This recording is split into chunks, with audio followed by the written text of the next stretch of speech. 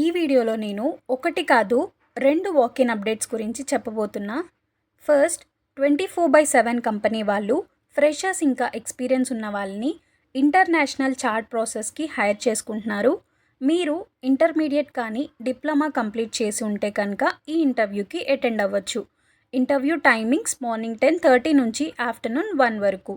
Second, సెజిలిటీ India వీళ్ళు international voice process కోసం mega walk-in drive start చేశారు. 2022 నుంచి 2025 వరకు పాస్అవుట్ అయిన వాళ్ళు అటెండ్ అవ్వచ్చు.